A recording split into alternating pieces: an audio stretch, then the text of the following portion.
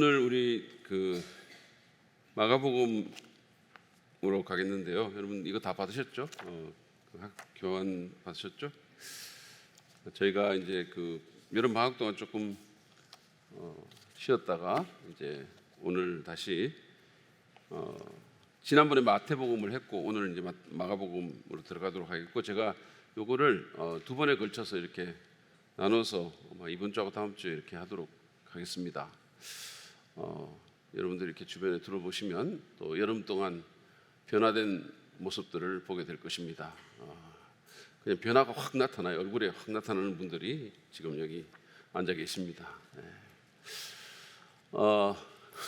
내면에 또 변화가 있으시기를 축복합니다. 네, 오늘 그리고 참 온라인으로 지금 한 11분 정도 이렇게 있으신데, 온라인 또 함께 하시는 분들도 진심으로 환영합니다. 여러분 모두에게 복이 되시기를 바랍니다. 네, 마가복음은 지금 제가 이제 주일날 말씀을 이렇게 쭉 보고 있는 귀한 복음서입니다. 신약 성경에서는 이제 두 번째로 나오고, 순서적으로 복음서 중에서 두 번째로 나오고, 그러나 분량으로 보면 제일 짧은 책이죠. 4개의 복음서 중에서 제일 짧은 책입니다. 16장으로 이렇게 구성이 되어 있습니다. 지금 저희가 이제 8장을 하고 있으니까 이게 딱 중간이죠, 중간. 자, 마가복음의 저자부터 한번 알아보도록 하겠습니다. 마가복음은 전에도 제가 우리 마태복음 할 때 얘기했지만 모든 4개 복음서는 다 익명의 책이에요. 익명의 책. 그래서 누가 저자라고 이렇게 밝히고 있지 않습니다. 성경을 보면 이제 이렇게 저자의 이름이 나오잖아요. 그러니까 나 바울은 이렇게 말한다든지, 나 요한은 이렇게 말을 하는데 이런 게 안 나와 있어요. 안 나와 있고 익명의 책입니다. 근데 익명인데 이제 복음서를 보면 조금 차이가 있는데, 누가복음하고 요한복음은 익명이긴 하지만 저자에 대한 언급이 있어요. 그러니까 내가 썼다 이런 게 있습니다. 이를테면 누가복음 1장 3절 같은 데 보면 이제 그런데 존귀하신 데오빌로님, 나도 이렇게 썼어. 나도 모든 것을 시초부터 정확하게 조사해 보았으므로 가깝게 그것을 순서대로 써드리는 것이 좋겠다고 생각합니다. 이렇게 얘기했거든요. 그러니까 요 나라는 사람이 저자라고 자기를 밝히고 있는 거죠. 그리고 그 밑에 있는 것은 요한복음인데, 요한복음도 21장 20절에 보면 그 부분에 대한 얘기가 나와 있죠. 그래서 이 모든 일을 증언하고 또 이 사실을 기록한 사람이 바로 이 제자이다 이렇게 얘기를 하면서 우리는 그의 증언이 참되다는 것을 알고 있다. 그러니까 이 이름은 밝히고 있지 않지만 저자에 대해서 말을 하고 있잖아요. 말을 하고 있는데 마가복음에서는 그런 게 전혀 없습니다. 없고요.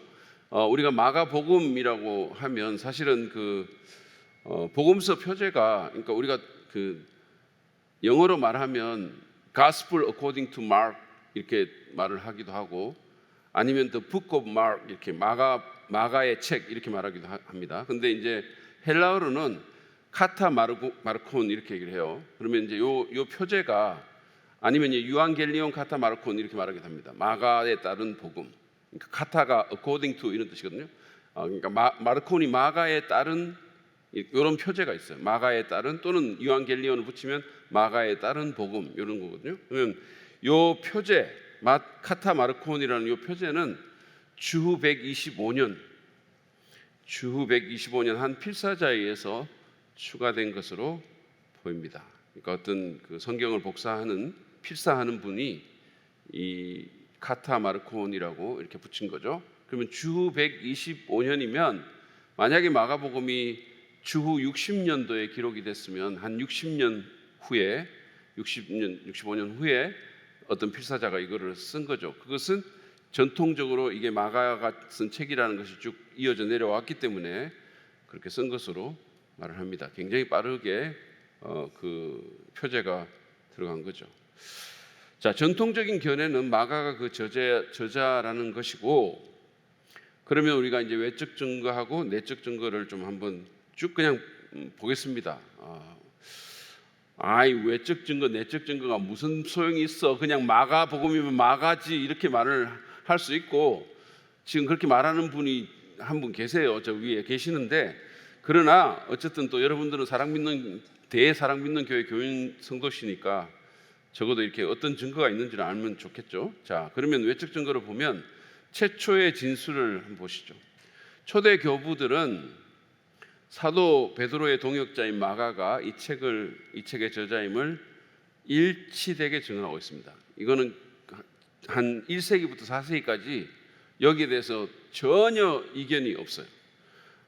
그래서 이것에 대해서 우리에게 알려진 최초의 진술은 누구냐 하면 히에라볼리의 주교였던 파피아스라는 분입니다. 파피아스, 여기 사진이 나와 있죠.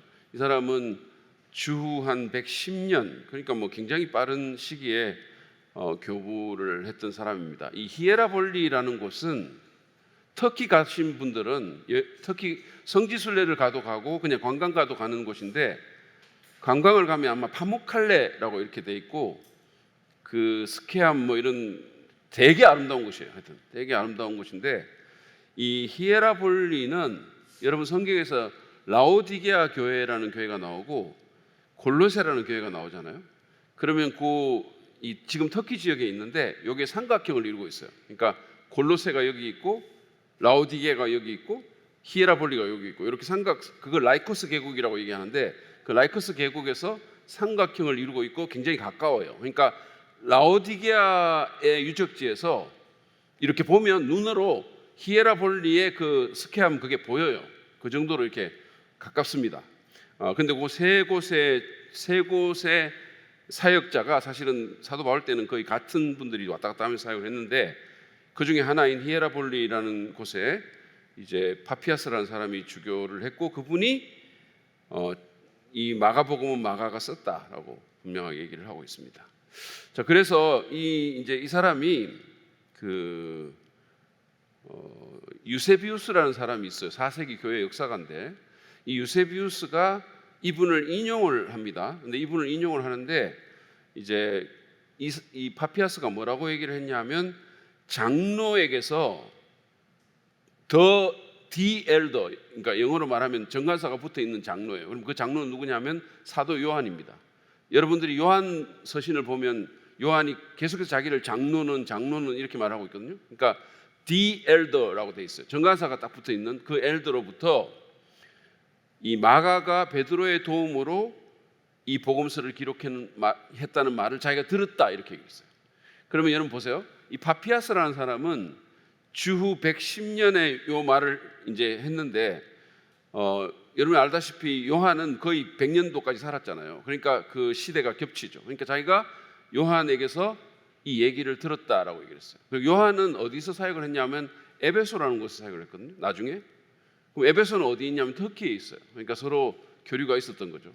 그래서 자기가 그 장로 요한에게 마가가 베드로의 도움을 받아서 이 복음서를 기록했다는 말을 들었다라고 얘기를 하면서 파피아스가 마가에 대해서 한 말이 이렇게 말을 했습니다. 첫째, 여러분 교환에 있어요. 그는 예수님의 제자나 목격자는 아니다.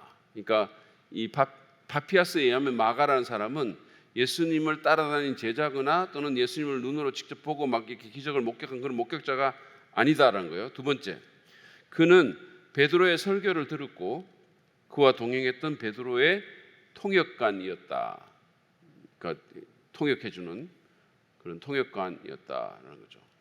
이 사람은 그릭을 알았고 헬라어를 할 줄 알았던 사람이었으니까. 그 다음에 그는 예수님의 말씀과 행위를 항상 순서대로는 아니지만, 꼭 순서에 맞게 하지는 않았지만 정확하게 기록했다, 이렇게 이제 말을 하고 있고요. 그 밑에 보면 이제 그 외에 다른 교부들 이름들이 나와 있죠. 제가 전에도 말씀드린 것처럼 여러분 그 성경은 이 예수님의 제자들이 썼잖아요. 예를 들어서 요한이 쓰고 바울이 쓰고 이런 사람들이 이제 쓰잖아요. 그러면 그 시대 사람들이 또 그들의 제자가 있을 거 아닙니까?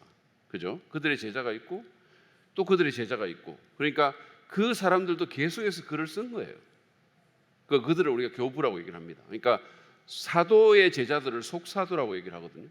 요한의 제자, 사도 요한의 제자라든지 이런 사람들을 우리가 속사도라고 얘기를 합니다. 폴리캅 같은 사람들이 유명한 순교자죠. 그런 사람들이 사도 요한의 제자예요. 그러면 폴리캅은 폴리캅대로 또 글을 쓴 거예요. 그러니까 성경에만 글이 있는 게 아니고 그 문서가 그 밑에 제자들이 남긴 글들이 또 있는 거죠.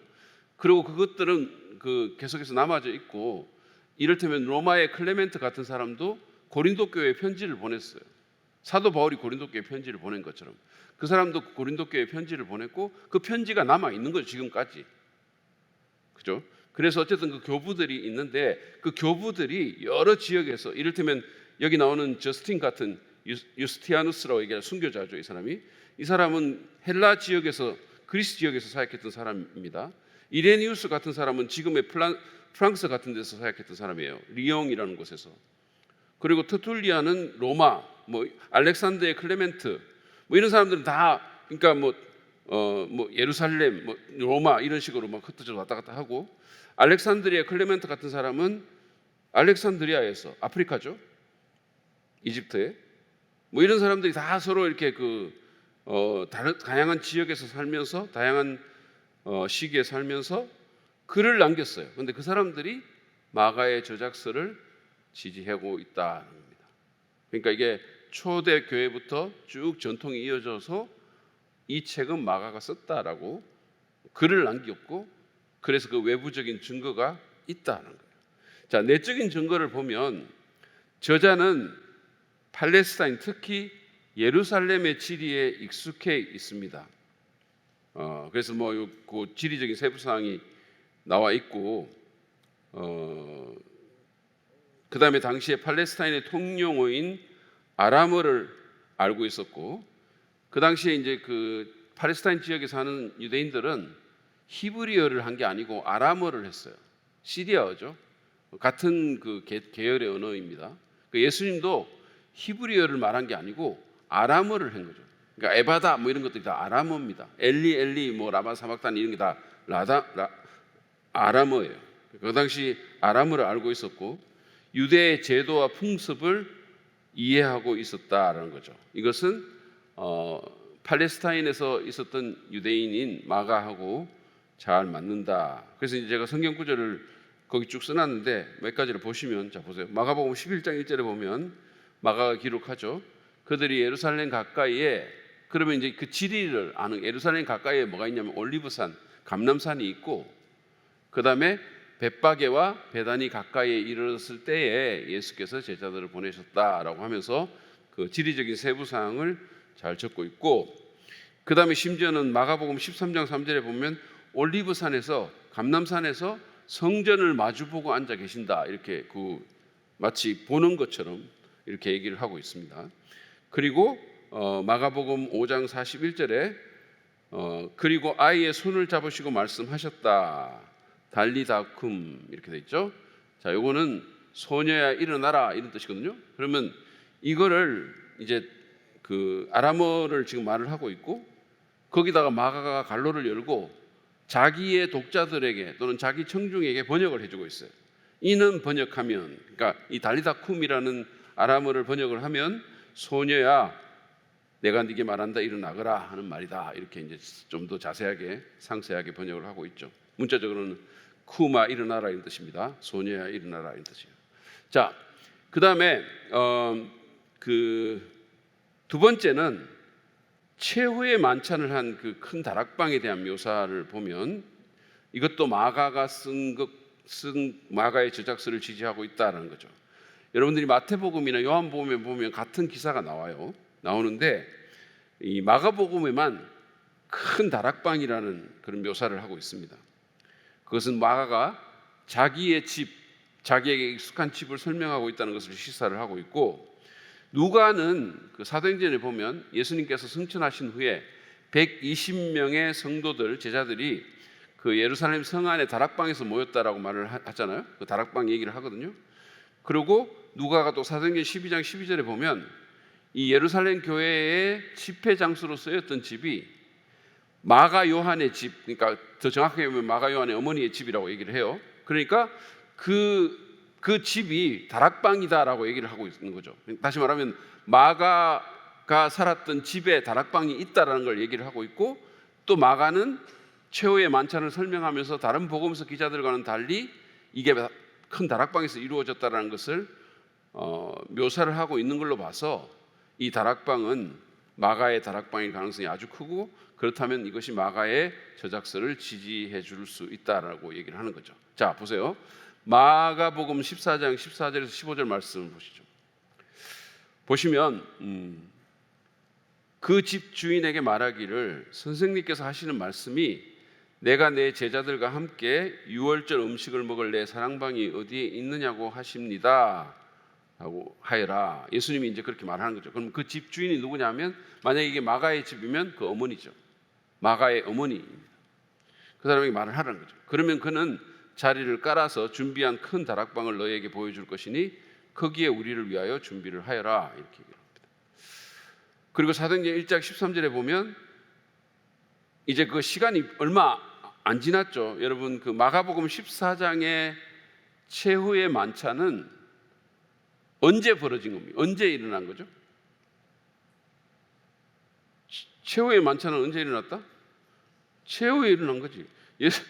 최후의 만찬은 예수님이 십자가에 못 박히기 하루 전에 일어난 거잖아요. 그죠?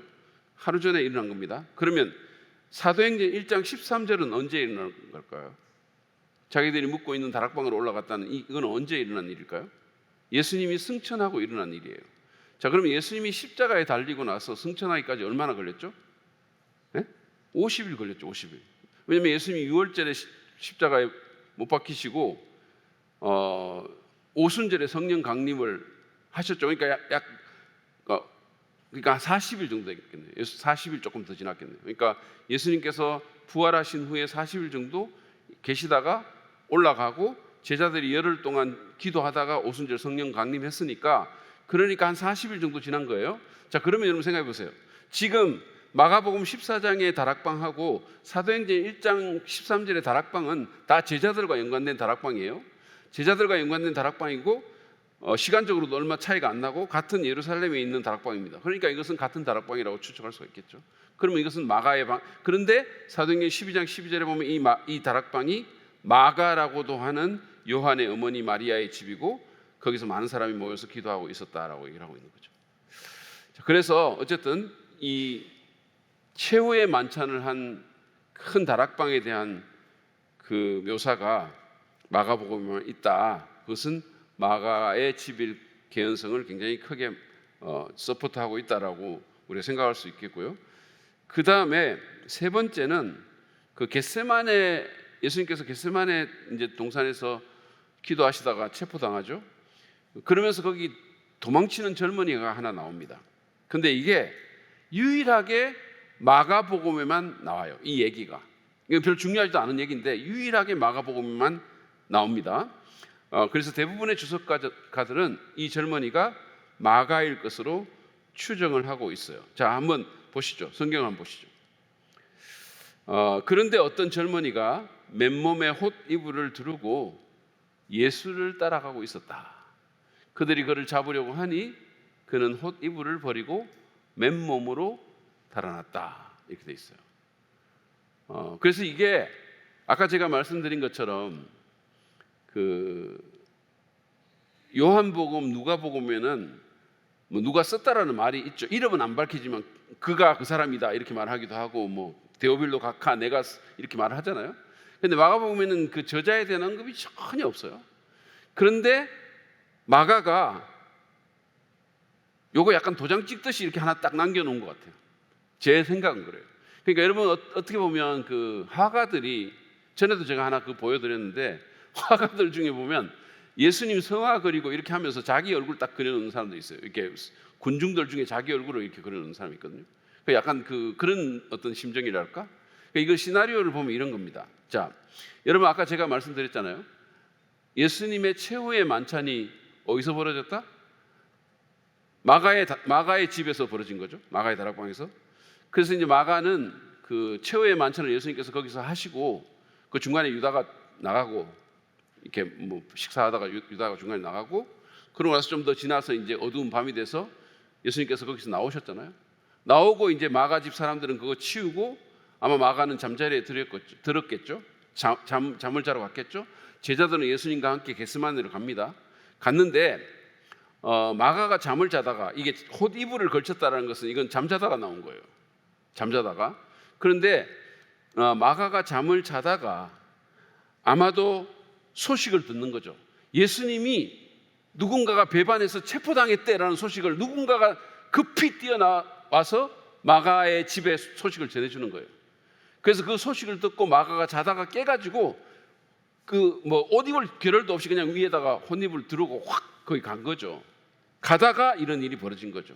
그러다가 그러니까 막 이러고 막 아직 젊으니까 아직 모르겠어요. 한 10대 후반이나 20대 초반 됐을 거니까 막 아주 그냥 젊은 혈기에 막 예수님 한번 따라가 보려다가 위기가 오니까 벗고 도망친 거죠.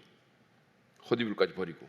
그래서 이게 자신의 기억에 깊이 남았고 그래서 그거를 자기 복음서에다가 기록한 거죠. 여러분 마가가 만약에 이게 저자가 아니라면 이런 중요하지 않은 사건을 여기에 기록할 이유가 없는 거. 다른 복음서에 아무도 기록 안 돼 있고 이게 없어도 아무런 상관도 없고 이 사람이 누군지도 밝히고 있질 않아요. 그래서 이것 또한 마가의 저작서를 뒷받침하는 하나의 내적 증거다 이렇게 말할 수가 있습니다. 결론적으로 내적인 증거와 압도적인 그런 외적 증거를 고려하면 전통적인 마가 저작권을 부인할 결정적인 이유가 없습니다. 더구나 여러분 한번 생각해 보세요. 만약에 마가가 이 복음서를 쓰지 않았다면 마가와 같이 중요하지 않은 인물을 원작자로 초대교회 교부들이 쓸 이유가 없죠. 지명할 이유가 없죠. 여러분 마가는 있잖아요. 사도가 아닙니다. 마가는 사도가 아니고 마가는 어떻게 보면 그 장로도 아니에요. 무슨 목회자도 아니라는 얘기입니다. 마가는 누구냐면 마가는 그냥 통역관이고 그래서 여러분 지금도 보면 그냥 이벤젤리스트 왜냐면 복음서를 썼으니까 그렇게 말을 하고 있지만 아포스톨 마크라고 말하지 않아요. 마가를 사도라고 말하지 않습니다. 마가는 장로라고 말하지도 않아요. 목회자가 아닙니다. 그러니까 중요하지 않은 인물이에요. 초대교회에서. 그런데 만약에 마가가 이거를 쓰지 않았는데 굳이 왜 마가를 여기다 이름을 붙이겠냐 이거죠. 교부들이. 그래서 파피아스의 증언처럼 마가가 베드로의 도움을 받아서 이 책을 기록했다고 보는 것이 가장 합당하다라는 거죠. 그리고 마가는 제가 좀 이따 설명하겠지만 마가는 그 베드로의 제자입니다. 베드로가 자기의 영적인 아버지예요. 그러니까 여러분 내가 처음에도 얘기를 아마 한 것 같은데 이 복음서는 있잖아요. 마태하고 요한은 예수님의 제자입니다. 12제자 중에 한 사람이죠. 그러니까 마태하고 요한은 예수님을 따라다녔고 경험했고 목격한 사람들이에요. 그리고 마가는 그 예수님을 계속해서 따라다닌 베드로의 수제자 같은 사람이라는 거죠. 그러니까 베드로의 어떤 조력자 같은 사람이거든요. 그리고 누가는 누구냐면 사도 바울의 굉장히 긴밀한 조력자란 말이에요. 그러니까 다 사도들과 연관된 사람들이 사도 또는 사도와 연관된 사람들이 복음서를 썼다 이렇게 말할 수가 있는 거죠. 자, 그러면 이제 마가가 누구냐라는 것을 좀 보도록 하겠습니다. 마가라는 사람. 자, 마가복음의 저자가 마가라면 이 마가는 누구냐입니다. 자, 마가는 성이 마시가 아니에요. 우리가 그 마가라는 얘기를 하면 요즘은 또 미국 미국 대선철이라 아마 어떤 분들은 Make America Great Again 그 트럼프 무슨 그 진영의 구호를 생각하는 분도 있을지 몰라요. MAGA 이렇게 그 트럼프가 지금 구호를 내세운 게 마가입니다. 마가. 근데 이 마가는 그런 마가가 아닙니다. 이 마가라는 사람은 누구냐? 마가의 이름을 보면 사도행전 12장 12절에 마가의 이름이 처음 나와요. 근데 누가가 그를 어떻게 표현하냐면 마가라고도 하는 요한 이렇게 베드로는 마가라고도 하는 요한의 어머니 마리아의 집으로 갔다 이렇게 돼 있죠. 사도행전 12장 12절에 그렇게 표현을 하고 있어요. 그러니까 이름이 마가라고도 하는 요한입니다. 그럼 요한은 뭐냐면 히브리 이름이고 마가는 로마식 이름이에요. 마르코스 이런 거죠.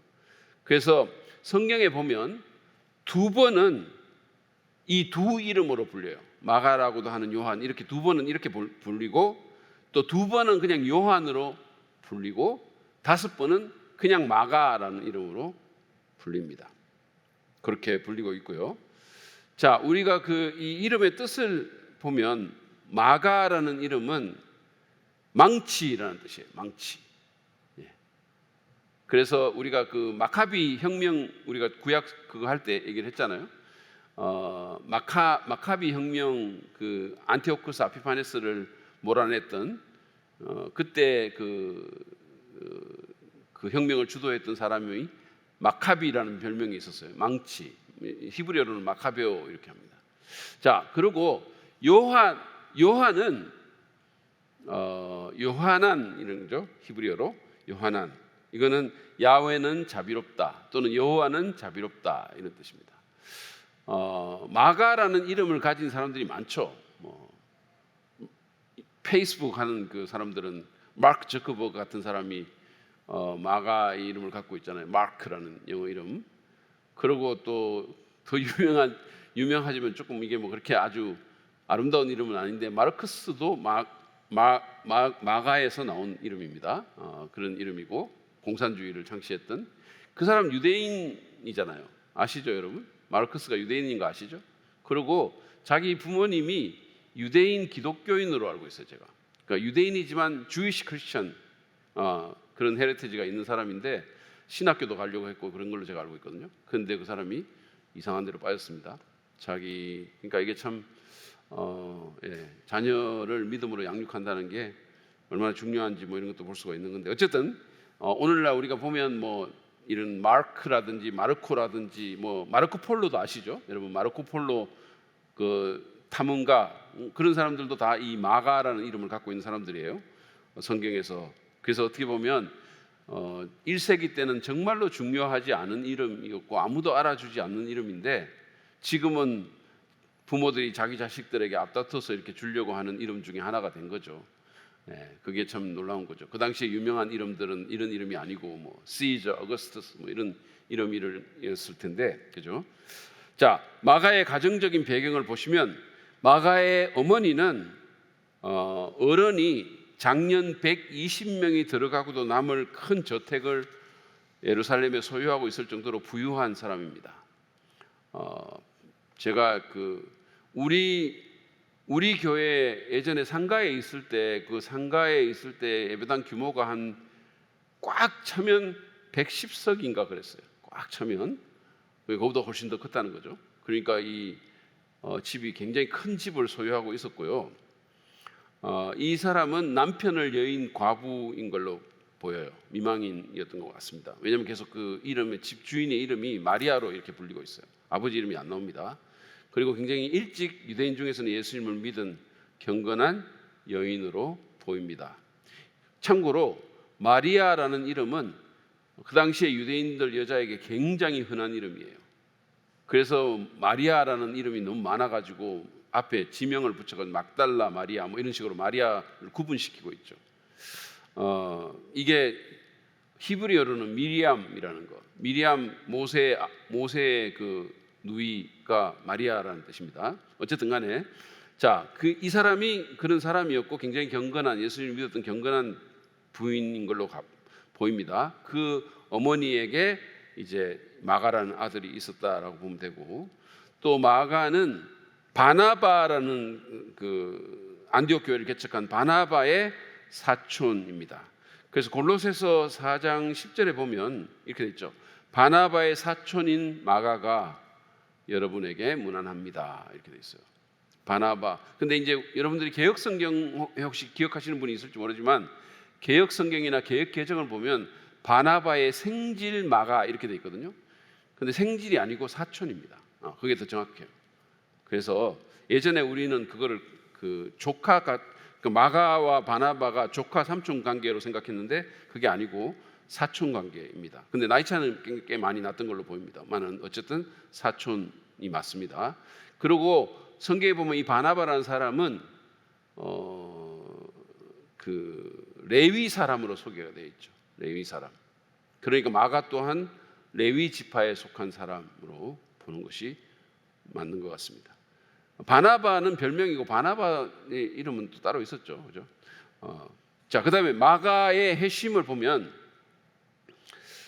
마가는 자기 집에서 열린 집회에서 베드로의 설교를 듣고 회심한 걸로 보여요. 그러니까 여러분 아까 제가 그 최후의 만찬 예수님이 그 집에서 이제 그 집의 다락방을 사용해서 최후의 만찬을 했을 거라고 추정을 했잖아요. 왜냐하면 그게 굉장히 개연성이 높거든요, 사실은. 그리고 그 집이 결국은 사도행전에 의하면 마가의 집입니다. 마가의 집인데 그렇다면 그러고 이제 거기서 막 기도회도 하고 집회도 하고 이랬으니까 그래서 여러분 왜 베드로가 체포당해 가지고 있었을 때 막 그 사람들이 모여 가지고 열심히 기도했던 집이 그 집이에요. 그 집에서 모여서 예루살렘 교인들이 열심히 기도했는데 베드로가 실제로 풀려나 가지고 그 집에 가서 막 문 두들기니까 그 요정이 누구냐고 하니까 베드로다 그러니까 사람들이 유령이다 그러고 막 이랬잖아요. 자기들 베드로가 풀려나기를 간절히 기도해 가지고 기도가 응답됐는데 실제로 응답되니까 안 믿고 있었어요. 그런 식으로 했던 그 집이 바로 마가의 집이거든요. 그러니까 그 집에서 초대교회 때는 여러분 그 교회 건물이 없다 그랬잖아요. 교회 건물이 없었거든요. 그러니까 크게 모이려면 성전에서 모이고 안 그러면 집중하러 돌아가면서 모였는데 이 집이 아주 큰 집이었으니까 이 집에서 많은 중요한 미팅들을 했을 거고 베드로도 설교했을 거고 그랬을 거라고 충분히 말할 수 있겠죠. 그렇다면 그는 베드로의 설교를 듣고 회심한 걸로 보이는데 왜 우리가 또 그렇게 말할 수 있냐면 베드로전서 5장 13절을 보세요.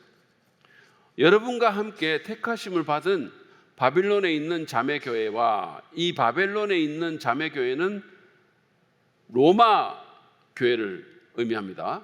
자, 나의 아들 마가가 이렇게 얘기했어요. 나의 아들 마가가. 그러니까 베드로가 마가를 내 아들이다 이렇게 말하고 있어요. 내 아들이다. 여러분 그 사도 바울이 디모데를 내 영적인 아들이다 이렇게 말을 하고 있죠. 그러니까 마가는 베드로의 영적 아들이라는 거예요. 그러니까 내 아들이라는 말은 복음을 베드로로부터 들었다는 뜻이에요. 그래서 성경에서 사도 바울이 이런 말을 하죠. 너희에게 1만 스승이 있어도 아비는 많지 않다 이런 말을 했잖아요. 그러니까 그래서 베드로가 아마 베드로에게 복음을 듣고 마가가 회심한 것으로 보입니다. 요 구절과 다락방 그 예배 첫소의 상황을 생각하면 충분히 그렇게 우리가 말할 수가 있습니다. 자, 그러면 마가의 영적인 여정을 쭉 살펴보면 첫째, 마가는 1차 선교 여행에 참여를 하죠. 이게 주후 47년 또는 48년에 이렇게 일어난 일입니다. 마가는 바나바와 사울이 그러니까 나중에 바울이 되죠. 바나바와 사울이 안디옥 교회의 대표로서 예루살렘 교회의 구제 사역을 마치고 돌아올 때 사도들의 조력자로 등장을 합니다. 이게 이제 처음 등장하는 거예요. 그래서 1차 선교 여행에 참여를 합니다. 자, 사도행전 12장 25절에 보세요. 바나바와 사울은 그들의 사명을 마치고 다시 말하면 예루살렘 구제하는 그 사명을 마치고 마가라고도 하는 요한을 데리고 예루살렘에서 돌아왔다. 어디로 돌아왔을까요? 그들이 어디에서 갔어요? 바나바와 바울이 어디에 있었습니까? 어디서 사역했죠? 무슨 교회 개척했죠? 네? 저도 힘들어요. 여러분 안디옥 교회를 개척했죠. 최초의 이방인 교회. 그죠? 바나바와 사울이 최초의 이방인 교회 안디옥을 개척했잖아요. 그러면 안디옥에서 그들이 예루살렘을 돕는 사명을 마치고 마가라고도 하는 요한을 데리고 예루살렘에서 그곳으로 돌아간 거죠. 그러니까 안디옥으로 돌아간 거죠.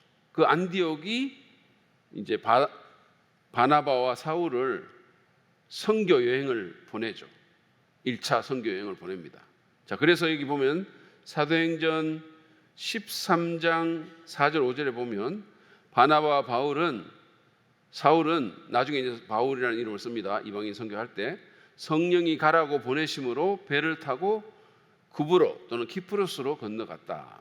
그들은 요한은 여기서 마가를 얘기합니다. 요한도 또한 조수로 데리고 있었다. 이렇게 얘기해요. 그러니까 1차 선교 여행을 떠날 때 이제 그 구브로 섬으로부터 키프로스 섬부터 먼저 가요. 바나바의 고향입니다. 그걸로 먼저 가는데 그때 누구를 데리고 간다? 이 마가 요한을 데리고 가는 거예요. 마가 요한을 데리고 갑니다. 네, 그래서 이제 그런 일이 있고 여기서 이제 처음 사역에 등장을 하게 되는데, 근데 제가 아까도 말한 것처럼 이때 마가는 그냥 조수입니다. 조수. 그러니까 뭐 설교자가 아니고 그냥 이렇게 막 소위 말해서 내가 네 시다바리가, 그 시다바리 하러 가는 거예요. 막 이렇게 뭐 물건 옮겨주고 막 이런 일들을 하고 이제 조수 역할을 하기 위해서 그 팀에 들어가서 가는 거죠.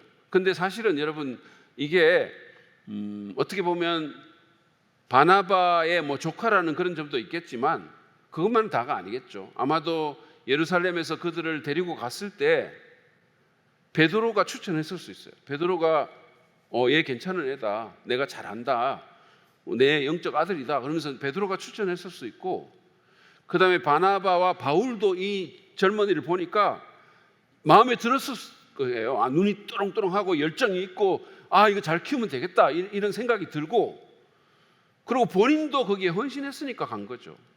여러분, 제가 신학교 교수잖아요. 제가 이제 젊은 신학생들을 많이 보죠. 그러면 제가 이렇게 보면서 그 중에 딱 이렇게 눈에 들어오는 사람들이 있어요. 눈이 또롱또롱하고 이렇게 이런 친구들이 있어요. 그러면 이 친구들은 좀 내가 한번 데리고 같이 일하고 싶다, 이런 생각이 드는 친구들이 있어요. 네. 그런 사람이었어요. 자, 그래서 어쨌든 이 선교 여행에 참여를 하는 거죠. 그런데 이 마가가 안타깝게도 중도 포기를 합니다. 바울의 1차 선교 여행 중에 알 수 없는 이유로 선교팀을 떠나가죠. 그래서 사도행전 13장 13절을 보시면 이렇게 되어 있습니다. 바울과 그 일행은 바보에서 바보 같은 바보에서 배를 타고 밤빌리아에 있는 버가로 건너갔다. 그런데 요한은 그들과 헤어져서 예루살렘으로 돌아갔다. 이렇게 됩니다. 안타깝죠? 자, 이 키프루스 섬으로 가가지고, 여기 지도가 나오죠. 여러분, 그 섬이 보이는, 저기 지금 지중해에서 섬이, 노란 섬이 하나 보이죠? 이게 키프루스 섬이에요. 자, 이 섬에서 배를 타고, 이거 어디 갔지? 있구나. 배를 타고 지금 이게 구브로스 섬입니다. 여기가 바보예요. 여기 살라미가 여기고, 여기 바보, 이제 섬을 횡단해가지고 간 거죠. 그래가지고 여기서 배를 타고 지금의 터키 지역으로 옮겨가는데, 여기가 버가입니다. 버가. 근데 여기서 이제 이 친구가, 마가가 그냥 나 집에 갈래, 그러면서 나 돌아갈래, 그러고 돌아간 거죠. 이 예루살렘으로 돌아온 거죠. 이런 일이 벌어지게 되는 겁니다. 아마도 굉장히 힘들었던 것 같아요. 그리고 자기가 생각했던 선교하고는 너무 많은 차이가 있었던 것 같아요. 좀 로맨틱하게 생각했을 수도 있죠. 우리가 신학생들이 신학교 들어가면 굉장히 실망하거든요. 저는 정말로 실망했어요. 왜냐하면 제가 신학교에 들어갈 때 정말 은혜가 넘칠 거야 라고 생각하고 갔어요.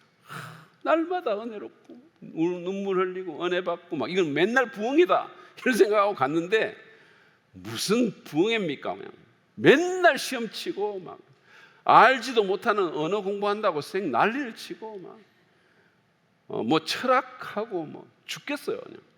그래가지고 막 하나도 안 좋았던, 그래서 제가 이렇게 신학교에 대해서 생각했던 그 로맨틱한 생각이 그냥 금방 사라지는 거죠. 그리고 뭐 계속 시험 쳐야 되니까 밤잠 못 자고, 제가 그때 또 4시간 동안 아르바이트를 했거든요. 그러면 밥 먹고 저녁 7시에 학교 가가지고 11시까지 청소를 합니다.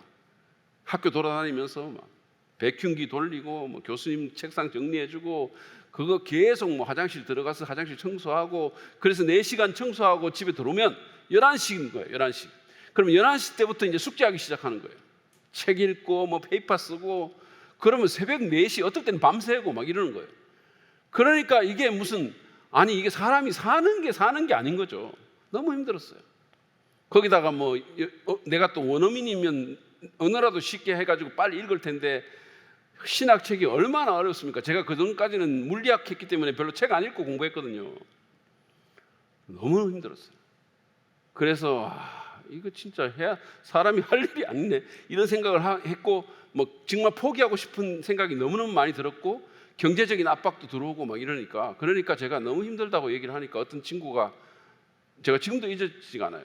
그 친구가 나한테, 미국 친구가 선배인데, hang in there, Jay, hang in there 이렇게 얘기했어요. 견뎌라, 견뎌. 견뎌라. 근데 이 친구는 못 견디고 간 거죠. 자, 마가. 자, 그다음에 2차 선교 여행을 보면 3년 후입니다. 3년 후에 마가가 다시 등장합니다. 왜냐하면 바울과 바나바가 마가를 2차 선교 여행을 가면서 데리고 가야 되냐 말아야 되냐 하는 문제로 다투게 되죠. 그래서 결국은 두 팀이 갈라집니다. 다시 말하면 바울과 바나바가 갈라져요. 그래서 이제 선교팀이 두 개가 생기게 되고 마가는 바나바와 팀을 이뤄서 키프로스로 가게 되죠. 자, 보시죠. 사도행전 15장 37절 40절입니다. 그런데 바나바는 마가라는 요한도 데리고 가려고 하였다. 그러나 바울은 밤빌리아에서 자기들을 버리고 함께 일하러 가지 않은 그 사람을 데리고 가는 것을 좋게 여기지 않았다. 그래서 그들은 심하게 다툰 것에 서로 갈라서고 말았다. 목청을 높여서 아주 그냥 굉장히 격렬하게 다퉜어요. 이런 경건한 사람도 이렇게 다툽니다. 바나바는 마가를 데리고 배를 타고 키프로스로 떠나갔다. 바울은 실라라는 사람을 데리고 갔고, 그렇게 해서 이제 팀이 갈라집니다. 어쨌든 뭐 누가 옳냐? 둘 다 옳죠. 어떤 면에서 보면 둘 다 옳고 둘 다 좀 잘못한 면도 있고. 그래서 어쨌든 하나님의 섭리 가운데 선교팀은 두 개로 갈라지고, 마가라는 사람은 여기서 이제 회복의 은혜를 얻게 되는 거예요.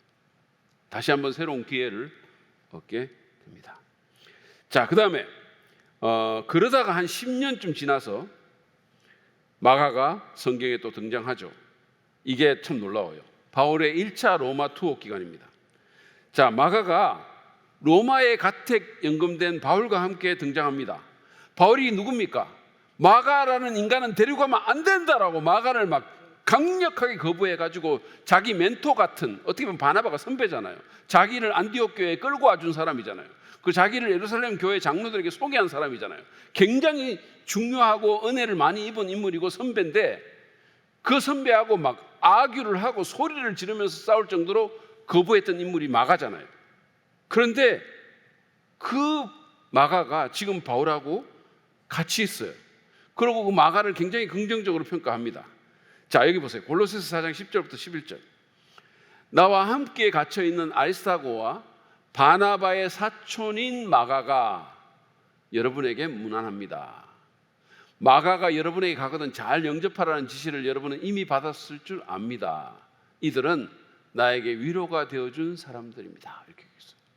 그러니까 바울이 1차 로마 투어 기간 동안에, 이게 아마 주 60년부터 62년 사이거든요. 그러니까 이때 마가가 그 감옥에 그 가택 연금돼 있을 때 같이 있다는 거예요. 바울과 같이 있는데 바울이 이 사람을 어떻게 평가하냐면, 이 사람은 내게 위로가 된 사람이고 이 사람 잘 받아들여 주세요. 이 사람 좋은 대우해 주세요. 이렇게 얘기해요. 골로새 교회에 지금 보내려고 하는데 정말로 좋은 대우를 해 주세요. 이렇게 말하는 거예요. 그러면 그 10년 동안 어떤 일이 있었을까요? 10년 동안 아마도 이제 바나바가 마가를 데리고 가서 마가가 새로운 세컨 찬스를 얻었죠. 새로운 기회를 얻었죠.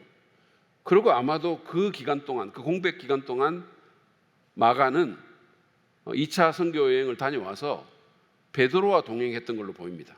그래서 베드로의 통역관으로 활동했던 것으로 보여요.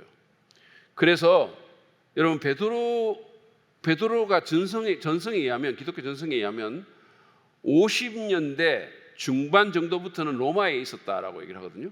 그래서 지금 로마 캐톨릭 교회는 베드로를 자기들의 첫 번째 교황으로 얘기를 하고 있어요. 그러니까 베드로가 50년대 중반 정도부터는 로마에 있었고, 그러니까 그러고 이제 순회 전도를 다니면서 그 헬라어를 말하는 이방인들에게 복음을 전하려고 하면 베드로가 그 헬라어를 못하니까 옆에서 통역해 주는 사람이 마가였다는 거예요.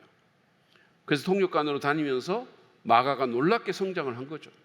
성장을 했고, 베드로가 50년대 중반 정도부터 로마에 있었기 때문에 로마에 가택 연금된 바울과도 연관이 돼가지고 결국은 바울에게 다시 회복되는 이런 일들이 일어났다라는 거죠. 자, 그 다음에 빌레몬서에도 보면 이렇게 있죠. 나의 동역자인 마가와 아리스타고와 데마와 누가도 문안합니다. 이렇게 말했어요. 이것도 이제 감옥에 갇혀 있을 때예요. 1차 투옥 기간입니다. 그러면 여기서도 나의 동역자라고 마가를 소개하고 있는 거죠.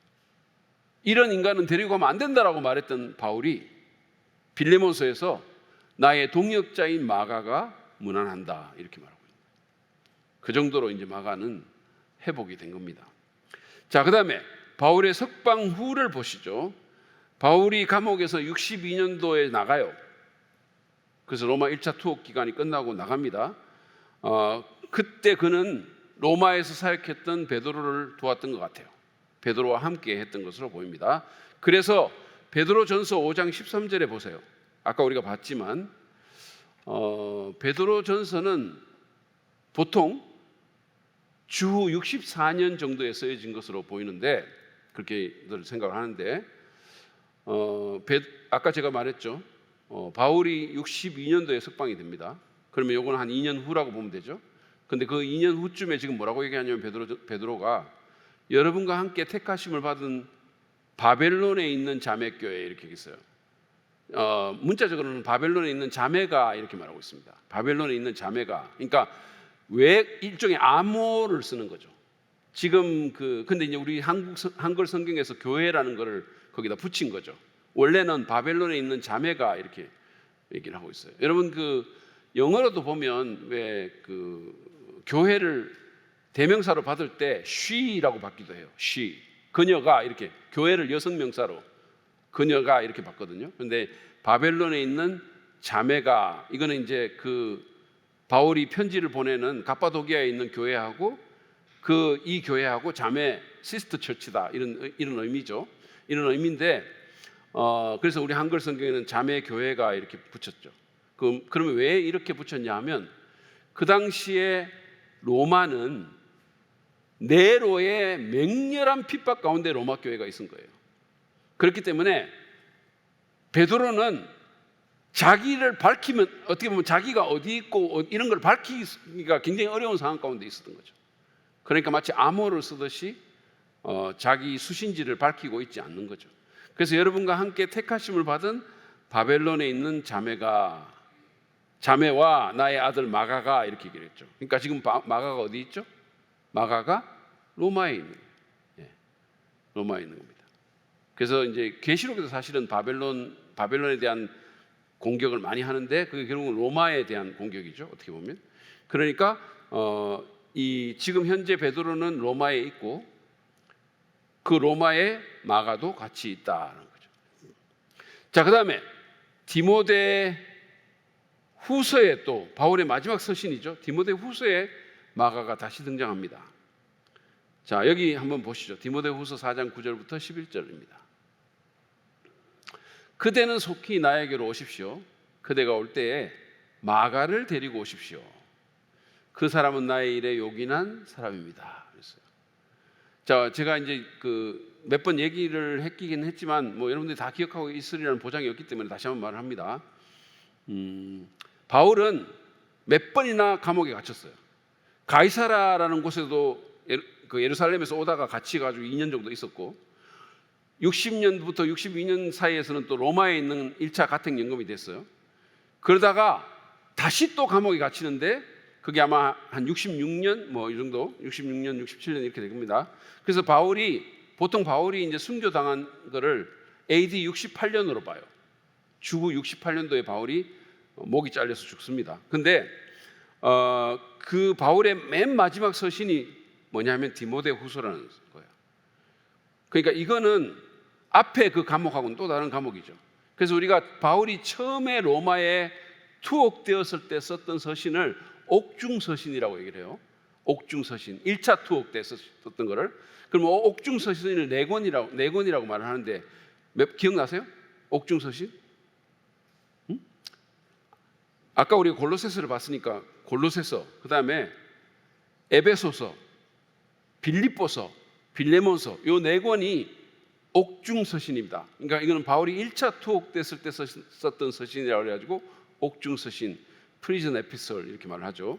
그런데 디모데 후서도 사실은 옥중서신인데 이거는 2차 투옥됐을 때 바울이 자기가 죽음을 눈앞에 두고 쓴 서신이에요. 자, 이런 상황에서 지금 바울이 아까 우리가 1차 투옥 때도 마가가 바울과 함께 있었는데 지금은 어떻게 얘기하고 있냐면 죽기 전에 바울이 디모데에게 편지를 보내가지고 그대는 속히 나에게로 오십시오. 디모데후서 4장 9절부터 11절 보세요.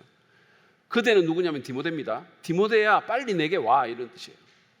나의 아들 디모데야 빨리 와, 이렇게 얘기를 하는 거예요. 나 지금 곧 죽을 거야. 나는 늙고 병들고 이제 곧 죽을 거야, 이렇게 얘기를 하는 거죠. 그러면서 네가 올 때 누구를 데리고 오라?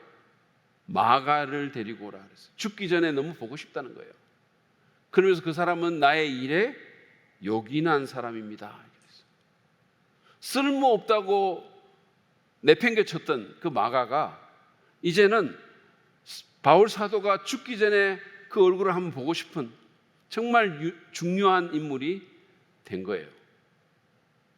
이게 이제 마가의 영적인 여정입니다. 자, 우리가 마가의 삶에서 배우는 영적 교훈을 두 가지만 얘기를 하면 이렇습니다. 첫째, 하나님은 우리에게 새로운 기회를 주시는 은혜의 하나님이다라는 거예요. 은혜의 하나님입니다. 여러분, 마가의 얘기는 실패하고 넘어지고 망가진 인생에게 하나님이 어떤 일을 하시는지를 너무너무 잘 보여주는 증거물과 같아요. 조수 역할도 제대로 못하고 중도 포기한 그 실패자를 기독교의 가장 위대한 두 사도 베드로와 바울의 측근으로 삼으신 거죠. 그렇게 회복을 시켜준 거죠. 그들의 소중한 동역자가 되게 한 거죠. 그뿐만 아니죠. 오는 세월 수많은 인종과 성별과 사회적 배경을 넘어선 수많은 사람들의 인생과 운명을 뒤바꿀 수 있는 예수님의 복음을 기록하는 복음서의 저자로 사용해 주신 거예요. 이 어떤 영예입니까? 사람들이 영원토록 마가라는 이름을 기억하게 해주신 거예요. 그게 하나님의 은혜입니다. 그 하나님께서 우리에게도 동일한 은혜를 베푸실 줄로 믿습니다. 종종 쓰러지고 넘어지고 무너지고 망가지는 우리를 하나님이 다시 일으키시고 새로운 기회를 주시고 회복시켜 주실 것으로 믿습니다. 마가처럼 별로 눈에 띄지도 않고 정말 평범한 조형과 같은 삶을 살면서 수시로 실패하는 우리 같은 인생에게 하나님은 제2의, 제3의, 제4의 기회를 주시고 우리를 고쳐서 써주시는 위대한 주님이심을 꼭 기억하시기 바랍니다. 두 번째 교훈은 이겁니다. 하나님의 은혜를 받은 자로서 우리는 누군가를 회복하는 일에 헌신해야 된다는 거예요. 사람들이 이런 게 있어요. 자기는 은혜 받기를 좋아하는데 남들한테는 그 은혜를 잘 안 베풀어요. 자기가 뭔가 잘못하면 하나님 은혜 주세요. 하나님 좀 이해해 주세요. 아유, 그냥 뭐 그럴 수밖에 없었어요. 막 이러면서 자기는 은혜 받는 거 너무 좋아해요.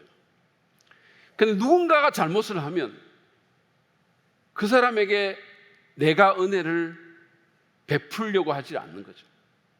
그러지.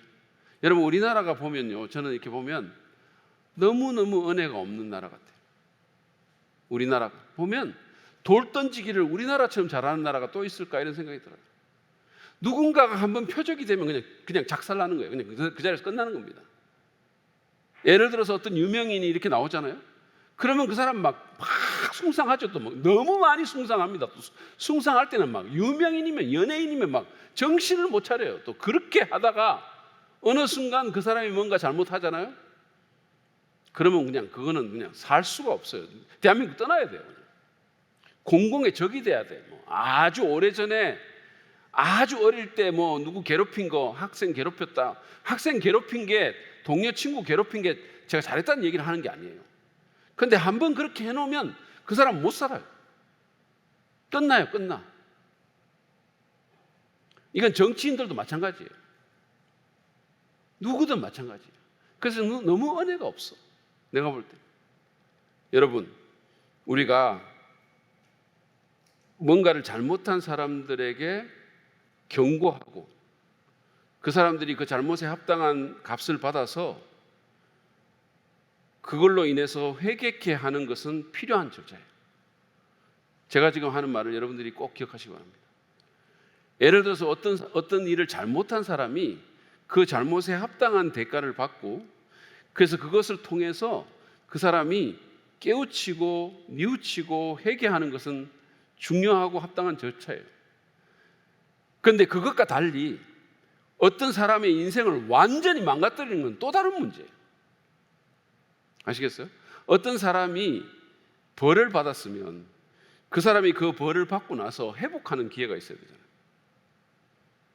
그런 게 없어요. 그냥 한 번 잘못하면 끝나는 거예요. 그래서 우리가 특별히 교회는 그렇습니다. 여러분, 베드로를 한번 보세요. 베드로를 보시면 베드로는 어떤 사람입니까? 예수님을 3번이나 부인한 사람이에요. 예수님이 가장 필요한 그 순간에 예수님을 3번 부인한 사람이 베드로입니다. 근데 주님이 베드로를 어떻게 쓰셨죠? 나중에 주님이 부활하시고 베드로 찾아가지고 베드로를 회복시켜 주시죠. 회복시켜 주십니다. 베드로가 말문이 막혀가지고 말도 잘 못해요. 근데 베드로를 회복시켜 주시고 오순절 때 3,000명을 구원하게 하는 위대한 사도로 쓰시는 거죠. 그래서 베드로가 아마도, 저는 그렇게 생각해요, 베드로가 마가라는 사람이 무너졌을 때 누구보다 그 심정을 잘 이해했을 거라고 생각해요. 마가가 중도 포기하고 왔을 때 얼마나 시리에 빠졌겠어요. 나는 인생이 끝났어. 나는 이제 더 이상 하나님 일 못할 거야. 이런 생각을 하고 시리에 빠져 있을 때 영적 아비인 베드로가 가서 그의 손을 잡고 그를 회복시키는 데 앞장섰을 것 같아요. 그러면서 베드로가 말했을 것 같아요. 마가야, 내가 어떤 일 했는지 아냐? 나는 예수님을 3번이나 부인한 장본인이야.